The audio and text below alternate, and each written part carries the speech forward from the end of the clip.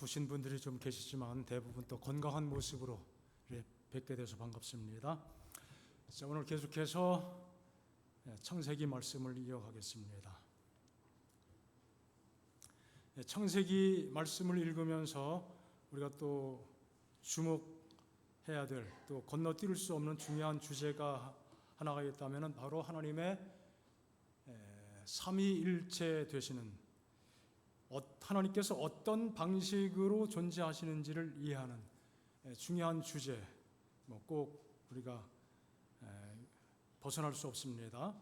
하나님께서 창조하실 때 삼위 하나님께서 함께 연합하여 창조하셨음을 우리가 성경을 통해서 확인할 수 있습니다. 중요한 성경의 가르침 혹은 교리이지만 때에 따라 이해하는 것도, 더 나아가 설명하는 것도 쉽지 않다고 느껴지는 주제이기도 합니다. 그래서 혼돈이 따를 수도 있고 또 오해를 하기 쉬운 그러한 부분도 있습니다.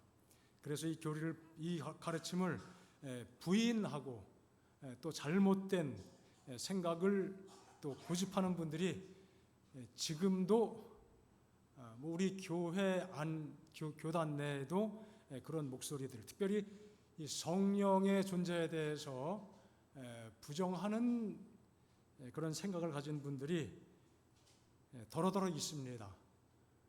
저도 이제 그런 메일을 받아본 적도 있었고요.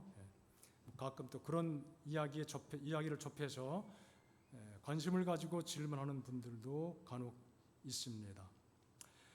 이 용어 자체가 성경에 기록된 용어는 아니죠. 다 알듯이. 그렇다고 해서 이것이 비성서적인가? 성경에 나오지 않았다고 해서 비성서적인가? 그렇지 않습니다. 성경에는 이렇게 표현할 수 있는 그런 사상을 가지고 있죠. 그래서 그런 성경의 사상 혹은 가르침을 요약해서 표현한 용어가 바로 삼위일체입니다. 그림에서 보시는 것처럼 삼위, 성부, 성자, 성령이 계시고 이분이 동일하지 않으면서도 또 동일한 그런 우리 인간적인 현상 세계에서는 이런 일이 있을 수 없기 때문에 이해할 수 없는 것이지만 성경의 표현에 의하면은 바로 그런 내용들입니다. 이 삼위의 그 서로 다른 위격, 일체가 되는 것보다 이 삼위 자체 서로 분리된, 하나이면서도 분리된 것이죠. 분리된 것만 너무 강조하다 보면은 우리 한국 사회도 전통적으로 내려온 개념과 유사한 소위 삼신 사상 있죠. 삼신론이라고요. 그 생각에 이렇게 가까이 갈 수도 있습니다. 삼위일체 사상을 여호와 증인교회는 삼신론과 똑같다고 이렇게 주장을 하거든요. 그렇지 않습니다. 또 반대로 서로 분리된 이 삼위에 대해서 생각을 좀 약하게 하고 하나가 된 그쪽에만 더 치중해서 생각하고 설명하다 보면은 또 다른 오류로 빠질 수 있습니다. 이런 것입니다. 물이라고 하는 것은 기본은 액체죠. 그러나 또 기체로도 존재합니다. 하지만 그걸로 끝이 아니죠. 무엇으로도 존재해요? 고체로도 존재하잖아요. 물이라고 하는 것이 고체도 되고 액체도 됐다가 기체도 될 수 있는 것처럼 하나님도 한 분이신데 하늘에 하나님이 계시다가 성육신 돼서 이 땅에 하나님이 오셨을 때 그분이 그리스도, 성자, 또 그분이 다시 하늘에 올라갔다가 또 내려오시는데 그분이 성령, 그러니까 한 분이 세 역할을 하는 걸로 그렇게 오해되는 설명도 하고 그렇게 이해를 하는 분들도 있었습니다. 그런 것을 양태론이라고 이렇게 용어로 이야기하는데 이런 좀 벗어난 그런 이해들을 할 수 있습니다. 오해가 생길 수 있지만 어쨌든 우리는 성경을 통해서 이게 설명이 안 되느냐, 이거 쉽게 설명할 수 없다, 한마디로 설명할 수 없다, 일리가 있지만 설명이 불가하냐? 그렇지 않습니다. 아주 성경 안에서 성경 말씀을 통해서 좀 단순한 방법으로 삼위가 일체가 되신다는 그 사실을 우리가 분명히 이해할 수 있고, 그 속에 담겨 있는 중요한 의미를 생각할 때 삼위일체는 굉장히 중요한 성경의 가르침인 것을 우리가 부인할 수 없습니다.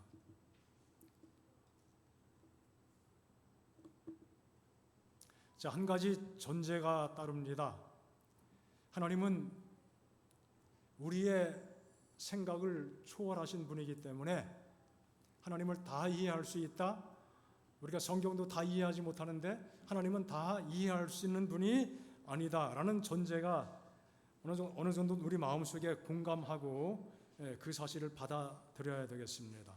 욥기에 기록된 것처럼 하나님의 오묘하심, 그분의 능력을 우리가 완벽하게 완전하게 깨닫거나 측량하고 이해할 수는 없는 것이죠.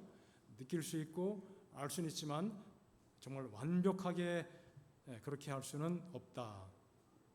그 사실이 먼저 전제가 되겠고요. 자, 성경이 말하는 유일, 오직 하나라고 하는 그 용어 자체가 어떤 의미를 가지고 있고 어떻게 성경에서 사용되었는지를 살펴보는 것도 삼위일체를 이해하는 데 굉장히 도움을 받게 됩니다. 유일하다, 하나밖에 없다. 히브리어 자체로 보면은 우리가 이렇게 설명을 합니다. 복합 단일, 몇 가지가 뭉쳐서 하나일 때 그걸 복합 단일이라고 이야기합니다. 그것이 분명히 용어적으로 구분이 되어 있고 성경에도 그 쓰임 용도가 용례가 다르게 나타나 있습니다. 하나님이 유일하신 하나님, 유일한 여호와라고 설명할 때 그때 사용된 단어, 이건 복합 단위를 의미하는 그 단어입니다. 그리고 몇 날 또 며칠 그럴 때에도 단 하나를 의미하는 것이 아니라 이렇게 좀 복합적인 그런 개념이에요. 바로 그런 개념이죠. 몇 개가 한 단위가 되는 것입니다. 부부가 한 몸을 이룬다. 몸이 하나가 된다는 것은 아니죠. 몸은 하나가 될 수 없지만 그 인격이나 그 다음에 어떤 그 권리라든지 그 모든 것에서 동일한 하나가 된다고 하는 것입니다. 이것이 다 복합 단일의 개념을 표현하는 성경의 용례들입니다. 가족이 10명이 돼도 우리는 한 가족이야 그러죠.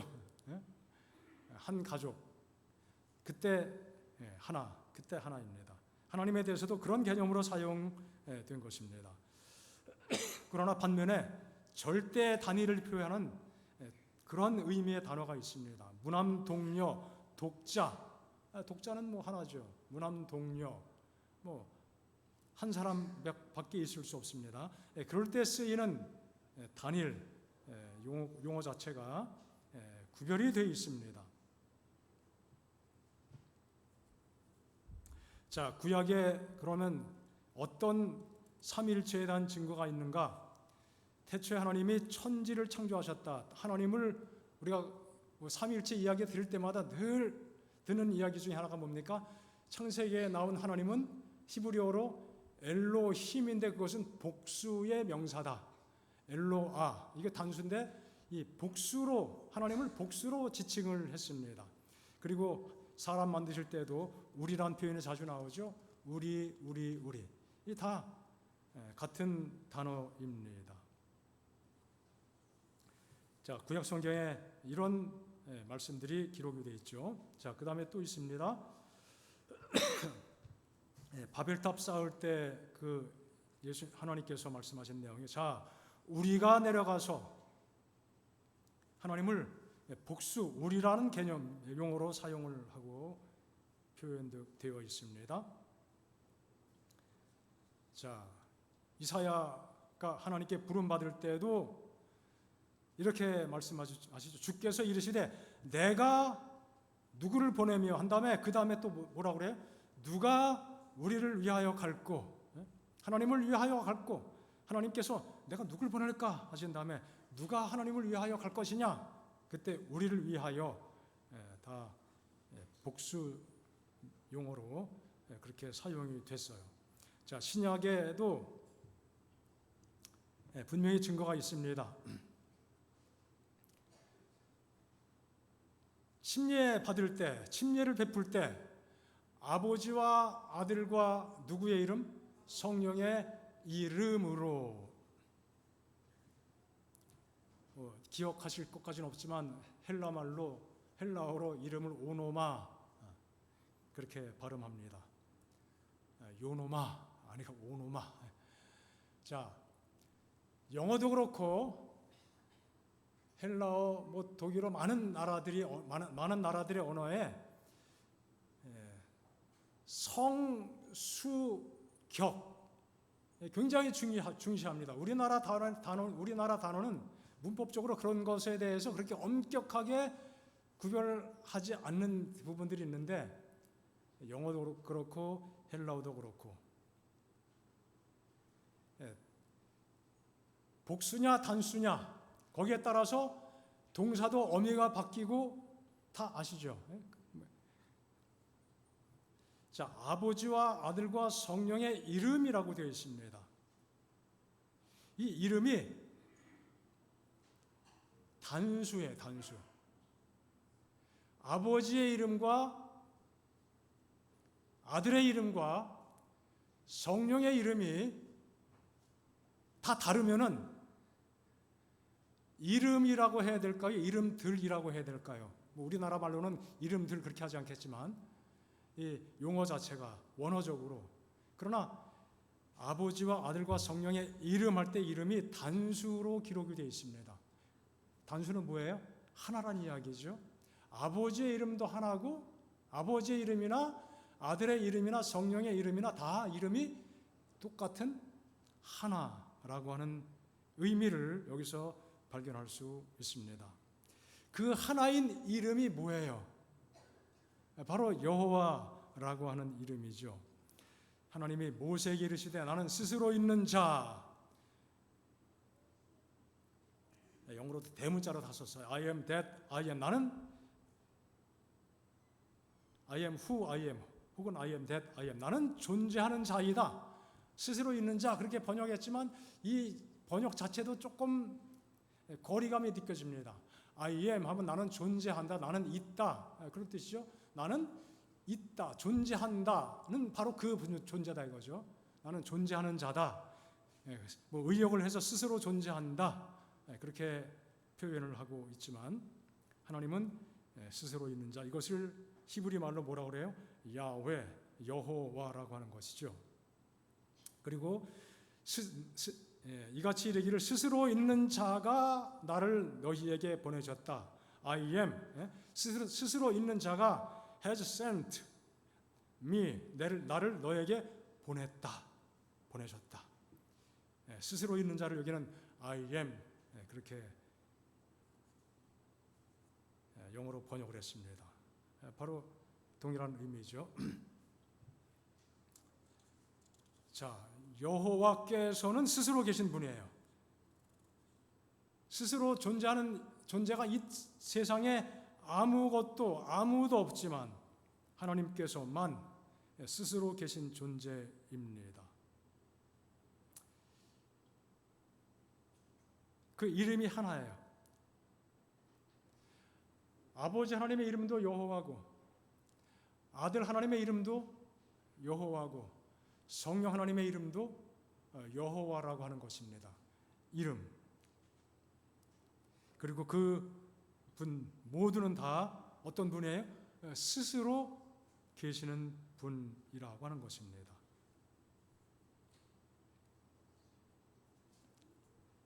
자, 아들과 성령, 아들 하나님, 성령 하나님께 다 동일하게 여호와라고 한 이름이 주어진 그 말씀을 볼 수 있습니다. 호세아 6장 이 말씀은 무엇에 대한 말씀이에요? 성령의 강림에 대한 말씀이죠. 우리가 여호와를 알자, 힘써 여호와를 알자. 누굴 알자고요? 여호와를 알자고 했는데 그의 나오심은 새벽 빛같이 일정하니 또 빛같이 일정하지만 또 무엇같이? 비와 같이. 더 한 걸음 더 나아가서 땅을 적시는 무슨 지처럼? 늦은 비와 같이 우리에게 임하시리라. 여호와와 더불어서 성령의 임하심을 함께 언급하고 있습니다. 우리가 힘써 알자, 여호와를 힘써 알자고 이야기할 때 우리가 힘써 알아야 될 그 여호와는 호세아서의 말씀에 의하면 어떤 하나님을 의미해요? 성령 하나님을 의미하는 것입니다. 그분을 힘써 알고자 할 때 빛처럼 또 늦은 빛처럼 우리에게 임하실 것이다. 아들을 낳으리니 이름을 무엇이라 하라? 예수라 하라. 자, 예수는 히브리어 여호수아를 헬라 말로 표기한 것입니다. 예수란 말은 구약의 여호수아랑 똑같아요. 헬라 말 이예수. 그래서 우리 영어 발음으로는 그 예수를 발음이 잘 안 되니까 뭐라 그래? 예수란 발음이 어려우니까 그냥 지저스 이렇게 발음해요. 예수. 헬라 성경 보면 예수스 그렇게 발음이 되는데 예수. 한국 말이 참 거의 발음을 하지 못하는 발음이 없어요. L 발음 그 구분이 조금 잘 안 되긴 하지만 거의 모든 발음이 우리 한글로 다 표기가 되는데요. 자, 그 여호수아는 어떤 의미입니까? 여호와는 구원하신다. 구원하시는 여호와. 그게 여호수아예요. 그리스도 예수의 이름이 그냥 예수입니다. 예수. 그 뜻이 뭐라고요? 구원하시는 여호와란 뜻이에요. 여호와란 뜻입니다. 자, 예수님이란 말, 우리는 그 존칭을 붙이니까 님자를 붙이게 되는데 예수라고 하는 그 단어 자체가 무슨 뜻이에요? 여호와께서 구원하신다. 구원하시는 여호와. 그런 뜻입니다.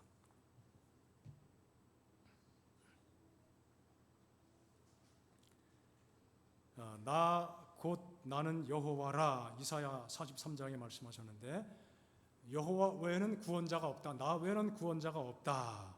또 그렇게 말씀하셨습니다. 죄에서 구원하시는 그 예수님은 곧 여호와입니다.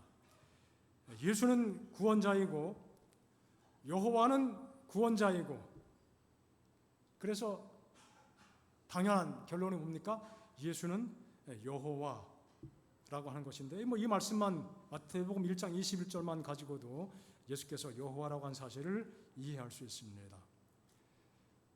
자, 구약이나 신약이나 다 하나님께서 삼위로 계신다는 사실을 분명히 설명을 하고 있습니다. 직접 표현하지 않지만 그 표현되는 그 문장 속에서 그런 증거들을 찾아볼 수 있습니다.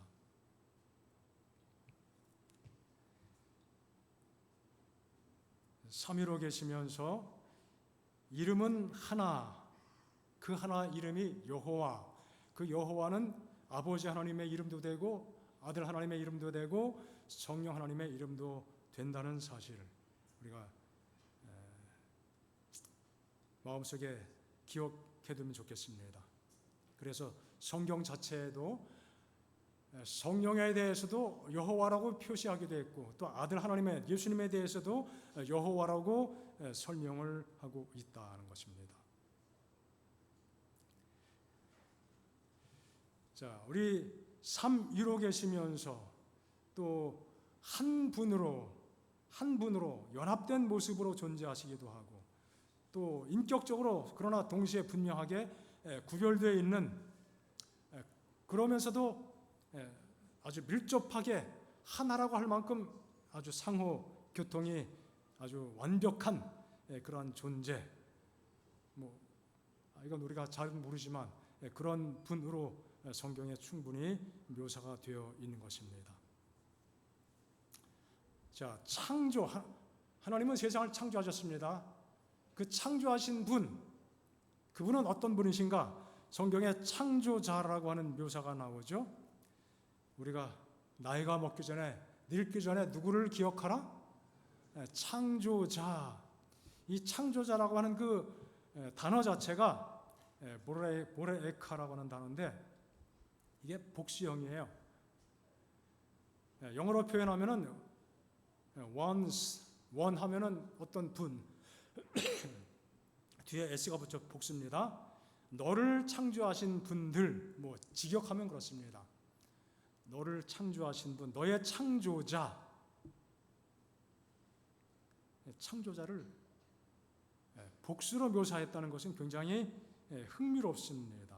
마치 창세기 1장 하나님을 엘로힘, 복수로 묘사했듯이 창조자라고 하는 그 단어도 창조하신 분들, 그렇게 번역할 수 있는 그런 단어로 사용되었습니다. 자, 그럼 우리가 하나 머릿속에 또 떠오르는 생각이 있죠. 하나님께서 세상을 창조하셨다고 하는 것은 아버지 하나님도 세상을 창조하신 것이고, 또 누구도? 아들 하나님도 세상을 창조하신 것이고, 또 성령 하나님께서도 세상을 창조하신 것이다. 그런 생각이 논리적으로 이어지게 되어 있습니다. 자, 그 내용을 성경을 통해서 함께 좀 살펴봅니다. 내 구속자요 모태에서 너를 조성하신 나 여호와가 말하노라. 나는 만물을 지은 여호와라. 나와 함께한 자 없이 홀로 하늘을 폈으며 땅을 베풀었고. 함께한 자 없이 독립적으로 오직 홀로 하늘을 폈다. 땅을 다 만들었다. 천지를 지으셨다. 홀로 하신 거예요. 자, 그렇지만 요한복음에 보면 이런 말씀이 나오죠. 태초에 말씀이 계셨다. 이 말씀은 누구예요? 예수 그리스도이시죠? 그분이 하나님과 함께 계셨고, 그분은 곧, 이 말씀은 하나님은 곧 하나님이시다. 태초에 하나님과 함께 계셨고, 또 만물이 그로 말미암아 지은 바 되었고, 지은 것이 하나도 그가 없이는 된 것이 없다. 홀로 세상을 창조했다고 말씀하셨지만 그 창조사에게 누구도 참여하셨어요? 예수께서도.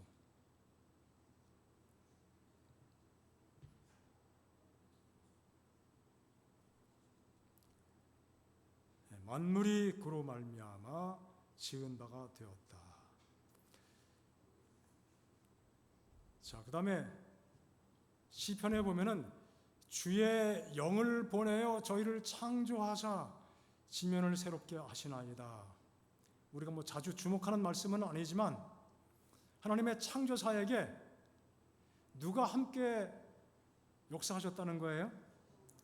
성령께서 함께 역할을 하셨다는 의미를 여기서 찾아볼 수 있습니다. 그 창조사에게 여호와께서 홀로 온 만물을 지으셨지만 성경의 표현에 의하면은 오직 나와 함께한 다른 자 없이 오직 나 혼자 했다. 그렇게 말씀하셨는데 또 다른 성경 보니까 예수님도 또 성령님도 그 창조사에게 동참했음을 보게 됩니다. 단순하죠? 성경의 말씀들을 통해서 약간의 그 논리적인 그 과정을 생각하면은 아버지 하나님과 아들 하나님과 성령 하나님이 서로 한 분이시다. 동일하신 분이다. 구별되어 있게 표현되어 있지만 또 같은 분으로 이렇게 연합된 모습으로 표현되어 있음을 보게 됩니다. 그래서 우리는 이것을 삼위일체라고 표현을 합니다. 그렇게 오랫동안 교회 안에서 그 생각을 정리하고 그렇게 설명을 하고 있습니다. 한 소논문입니다. 우리 재림교회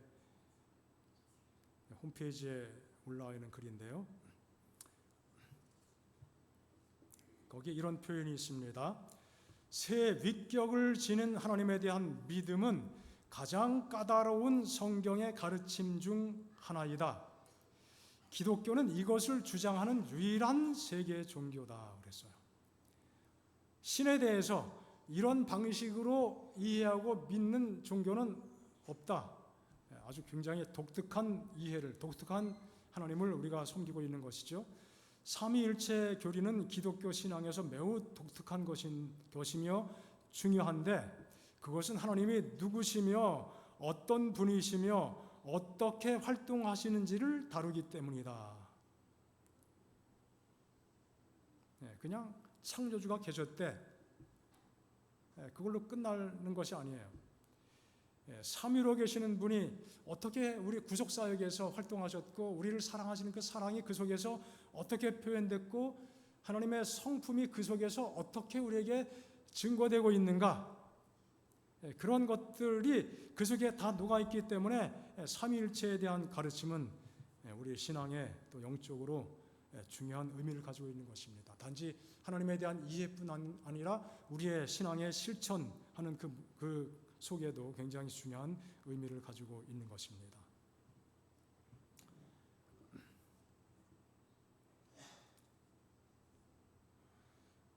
그리스도인들은 그 교리가 하나님을 아는 지식에 대해 1차적 근원이 되는 성경의 증거를 정당화하는 데 필요한 것이라고 믿는다. 우리는 하나님께서 사용하시는 용어로 하나님에 관해 말해야 한다.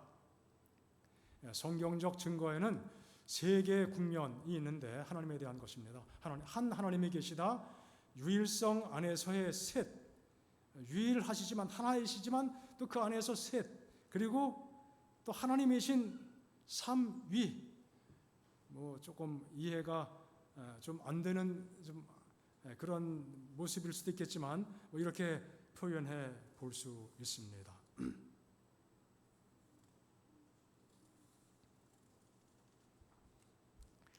자, 어쨌든 이런 어려움들이 있기 때문에 삼위에 대한 이해가, 또 특별히 예수님의 신성에 관한 이해와 더불어서 많은 그 오해를 낳고 사람들이 잘못 이해하는 긴 교회 역사의 과정이 있었습니다. 예수님께서 하나님의 아들이라고 우리가 지금 확실하게 믿고 있지만, 유대 사회에서 예수님이 오셨을 때 하나님의 아들이라고 이야기할 때 유대인들은 그걸 어떻게 느꼈어요? 이거 완전히 불경죄, 신성모독, 참남하다고 이야기했어요. 인간으로 태어난 거 사람들이 다 아는데, 그 태생을 이야기하자면 어디서 태어났어요? 마구간에서. 마구간에서 태어난 그 나사렛 촌놈이죠, 촌놈. 그 사회 기준 가지고 표현하면은 그 촌구석에서 살았던 고향인 베들레헴 마구간에서, 그런 사람이 하나님의 아들, 그 믿는 자체가 유일하신 참 하나님에 대한 사상이 가득 차 있는 유대인들에게 그 사실은 용납하기 어려운 것이었죠. 유대인만 그러했느냐? 헬라인도 마찬가지입니다. 하나님이 육체를 가지고, 그들의 생각에는 영육 이원론이 그들의 중심적인 그 세계관인데, 영은 신령하고 거룩하고 깨끗하고 정결한 것, 신적인 것, 육은 뭐예요? 더럽고 불결하고 타락하고. 그래서 지난번도 말씀드렸지만, 이 신앙을 잘하기 위해서 이 몸을 혹사시키고 이거 훈련시켜야 되고 고행을 해야 되고 그런 극단이 있는가 하면은, 이거는 몸은 까짓 거 아무것도 아니니까 뭘 먹든지 어떻게 살든지 아무 상관없어. 몸만 꼭 거룩하면 돼. 영혼만 깨끗하고 거룩하면 돼. 그런 양극단으로 치우치게 된 것이 이제 헬라 영지주의인데요.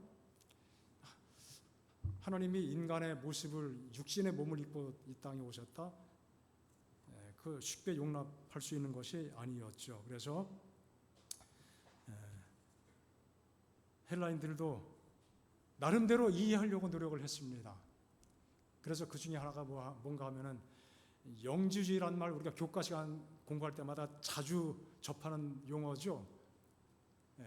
신령한 지혜, 헬라 철학 사상이 반영된 용어입니다. 그들이 말한 견해 중에 하나가 예수님에 대해서 이해할 때 그것은 예수님께서 이 땅에 오신 것은, 하나님께서 이 땅에 아들로 오신 것은 우리 눈에 그렇게 나타내 보인 것뿐이지 실제는 아니다. 그렇게 이해를 합니다. 그걸 가현설, 거짓으로 나타난 것, 가현설, 그렇게 보인 것이지, 침례 받으셨을 때, 인간 예수가 침례 받았을 때 하나님의 모습이 그에게 임했고, 또 십자가에서 돌아가실 때 떠났고, 뭐 그렇게 눈에 보인 거지 실제 그런 건 아니다. 뭐 대충 그런 내용입니다. 그걸 가현설이라고 이야기합니다. 자, 예수님께서 오신 다음에 예수님에 대해서, 본질에 대해서 사람들이 그런 식으로 오해를 하게 되었습니다. 처음부터 정확한 정의를 내리는 것이 불가능했던 것이죠. 예수님의 그 신성과 인성의 그 조화된 모습에 대해서 이해할 때 정말 처음부터 요거다, 딱 잘라서 말하고 설명하고 이해하기가 어려웠습니다. 신성도 받아들여야 되고 인성도 받아들여야 되는 상황인데 쉽지 않은 것이죠. 신성에 더 주안점을 두고 예수님을 이해하는 사람들도 있었습니다. 신성의 강조를 많이 하면 뭐가 자연스럽게 약화돼요? 인성이 약간 약화됩니다. 또 반대로 인성에 더 큰 강조점을 두는 사람들, 그렇게 이해하는 사람들이 있었어요. 그러면은 신성을 조금 등한시하는, 그래서 다 설명하지 않겠습니다. 큰 흐름을 볼 때 그런 흐름이 몇백 년 동안 교회 안에서 있었던 것이죠. 그래서 예수님의 신성과 인성, 그리고 삼위일체에 대해서 이해하게 될 때 처음부터 이렇다 설명하기보다 어떤 사람이 그렇게 주장하면은 그건 아니야. 또 다른 사람들이 뭐 이야기하면은 뭐 맞는 것 같지만 또 틀린 게 있어요. 그것도 안 돼, 그것도 아니야. 그래서 가지치기 하듯이 그러면서 하나의 개념이 이제 점점 형성이 된 것입니다. 그런 과정까지는 이해할 수 있는데, 그런 과정 속에서 교회가 분열하게 되고 또 새로운 주장이 생길 때마다 교회가 종교 회의를 개최하고 입장을 정리하고 그런 것까지는 괜찮은데, 받아들이기 어려운 그 입장을 주장하는 사람들을 어떻게 했어요? 이단이다.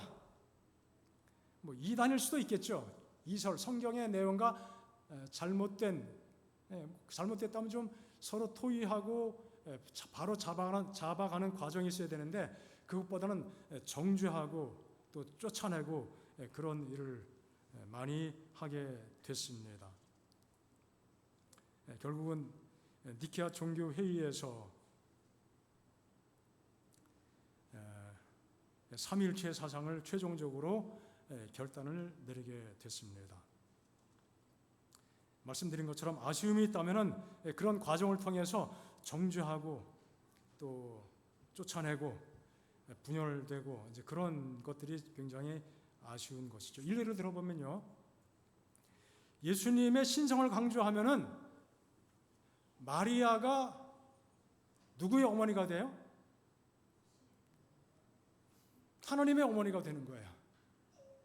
실제로 초대 교회, 초기 교회 역사 속에서 이 이집트의 북쪽을 알렉산드리아 지역이라고 하는데, 알렉산드리아 학파라고, 거기 그쪽에서 또 뭐 70인역 성경 번역도 했는데, 알렉산드리아 학파는 예수님의 인성을 굉장히 강조했습니다.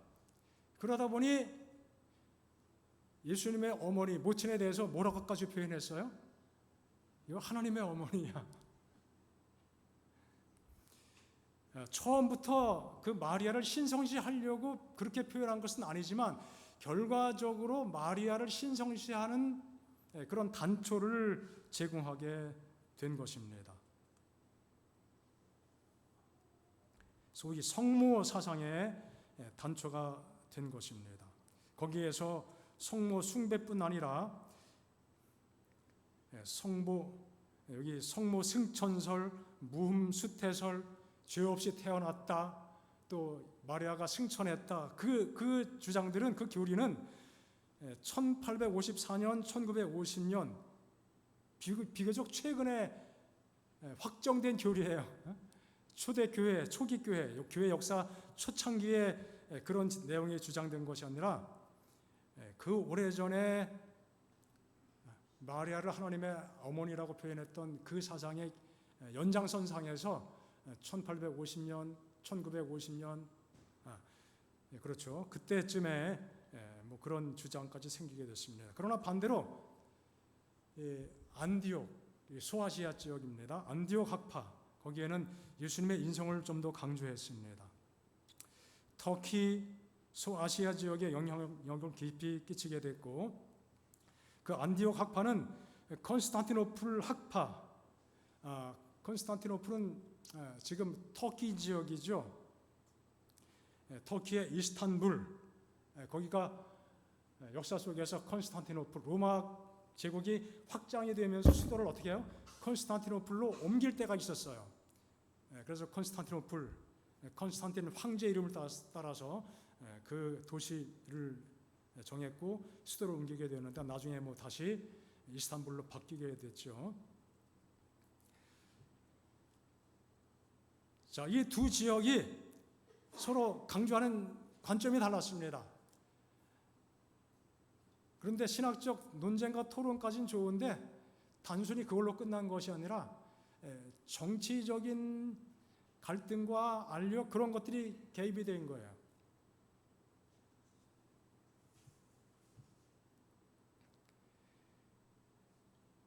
콘스탄티노플의 감독 네스토리우스는 하나님의 어머니라고 불리는 그 마리아, 그렇게 하면 안 된다. 마리아는 분명히 인간인데 인성이 가리워지는 그런 표현은 하면 안 된다, 반대를 한 거예요.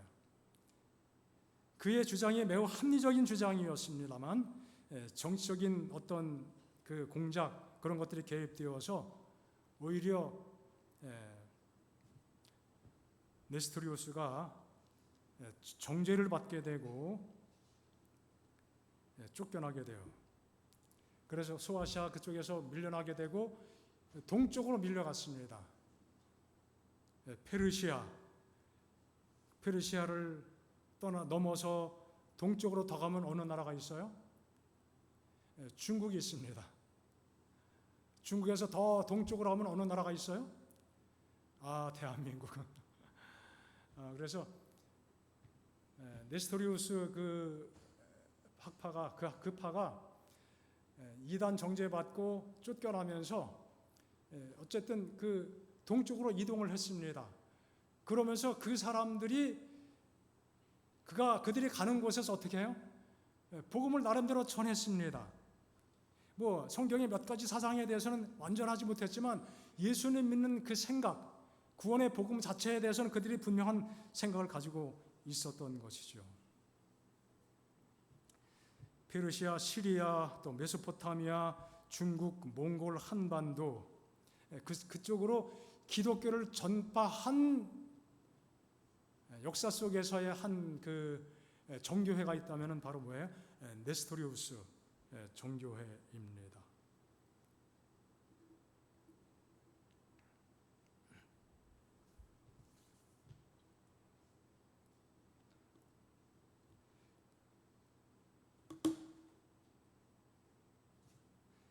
자, 이것은 이레네 성당이라고 터키에 있는 굉장히 큰, 정말 어마어마한 규모를 가진 교회입니다. 정말 들어가면 입이 딱 벌어질 정도로 엄청난. 그러나 재미있는 사실은 역사 속에서 이 종교가 계속 바뀌게 되잖아요. 기독교에서 이슬람으로, 이슬람에서 기독교로. 그러면 이런 건물들이요, 한때는 교회가 되었다가 한때는 또 이슬람 사원이 됐다가 뭐 그런 건물들이 도처에 있어요. 기둥 하나가 정말 어마어마하죠. 굉장히 큰. 자, 제가 대학에서 사역할 때 읽었던 흥미로운 책 중에 하나가 이 책입니다. 예수 누굴 사로잡다? 당태종, 당나라. 7세기 때 중국의 황제가 당태종. 예수께서 누구를 사로잡았다? 당나라의 태종 황제를 사로잡았다는 내용입니다. 이 책 외에도 아시아 쪽의 기독교 역사를 보면은 네스토리오스 학파 그분들이 중국에 와서 복음을 전했고, 심지어 한국에까지 당나라하고 우리 삼국시대 어느 나라하고 밀접하게 관계가 되어 있었죠? 나당연합군 아시죠? 삼국시대에 신라 나라가 이 자기 세력을 확보하고 어쨌든 통일을 한번 이뤘었잖아요. 통일을 이루는 과정에서 누구를 등에 업고 했어요? 당나라를 끌어들이고 당나라와 연합군을 조성해서 삼국을 통일하잖아요. 그러니까 당나라와 신라는 밀접하게 관계가 되어 있습니다. 그래서 이 책에 보면은 그 신라 그 문물들 속에도 십자가 모양이 있는데 바로 네스토리오스 학파가 그들이 그 좋아하는 모양의 십자가 모양을 발견할 수 있다는 그 내용을 책에도 기록하고 있습니다. 당나라뿐 아니라 여기 원나라 시대에도 그 다음이죠. 몽골이 지배하는 그 시대입니다. 그러니까 이분들이 중국에 와서 복음을 전하게 된 것입니다.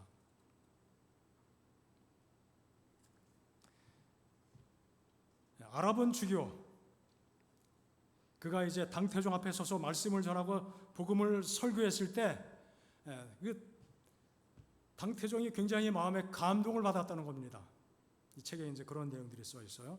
그래서 내가 바른 진리가 무엇인지 깊이 알게 됐다. 황제 명으로 선교할 것을 허락하노라.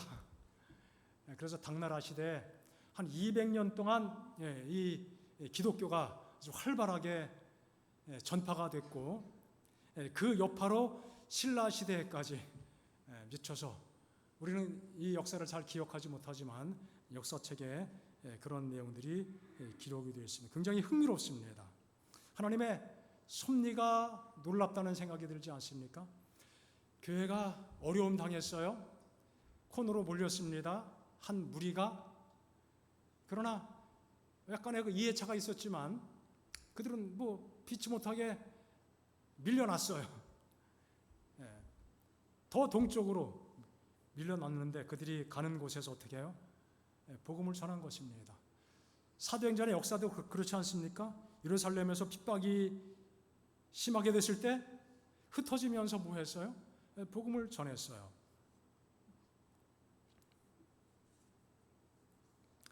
자, 이 시대의 그 기독교를 이렇게 일컬었습니다. 파사교. 파사는 우리가 페르시아를 어떤 나라라고 이야기해?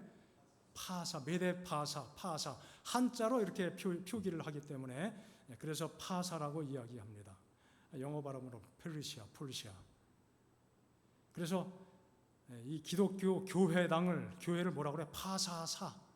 페르시아의 사는 뭐예요? 절사자잖아요. 한자 문화권에서 교회나 절이나 다 사로 표기가 됩니다. 그래서 파사사.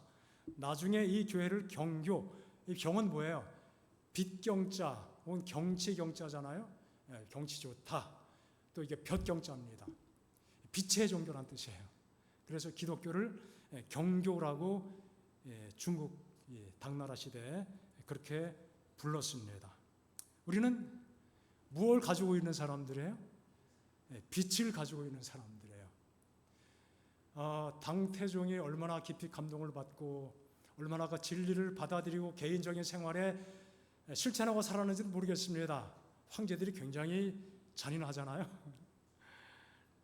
그러나 그 마음 한구석에 진리에 대해서 감동을 받은 적이 있었다는 것만도 참 감동되지 않습니까? 그리고 원나라까지 이어졌다는 거예요. 몽골이 다스리면서 몽골 제국에까지도 복음의 어떤 깃발이 흘러 들어갔었다. 하나님의 복음은 여러 가지 다양한 어려움들이 있지만 전파가 되는 것입니다. 완벽한 형태는 아닐지라도 그들의 이해가, 하나님에 대한 이해, 진리에 대한 이해가 조금 부족할지라도 그들이 가진 그 상황 속에서 또 처한 상황 속에서 복음을 전하게 될 때 복음이 전파가 되는 것입니다. 삼위일체 조금 이해하기 어려운 국면이 있어서 그 개념이 정리될 때까지 시간이 많이 흘렀지만 우린 여전히 그 하나님 말씀의 가르침 속에서 중요한 의미를 또 살펴보게 됩니다. 하나님은 연합하시는 분이에요. 사랑의 품성을 지니신 분이십니다. 여러분, 제가 결혼할 때 주례하신 목사님께서 꼭 셋은 낳아야 됩니다. 셋을 꼭 낳아요. 그렇게 강조를 하셨는데 용기가 부족해서 그 당시에 셋 데리고 어디 버스 타면은 그때는 뭐 자가용 시대도 아니니까 버스 타고 전철 타고 다녀야 되는데 셋 달고 다니면 사람들이 어떻게 쳐다봐요? 뭐 저렇게 미개한 인간이 다 있노? 그 분위기도 아시죠? 마음속으로는 셋 낳고 싶은데 용기가 없어가지고 못 낳습니다. 우리가 그런데 기본적으로 셋이 모여야 뭐가 형성이 된다? 사회가 형성이 된다는 거 아니에요? 둘도 사회가 되지만 셋일 때 훨씬 더 사회성이 발달될 수밖에 없습니다. 둘이면요 그냥 죽으나 사나 둘이에요. 그런데 셋이 되면 어떻게 돼요?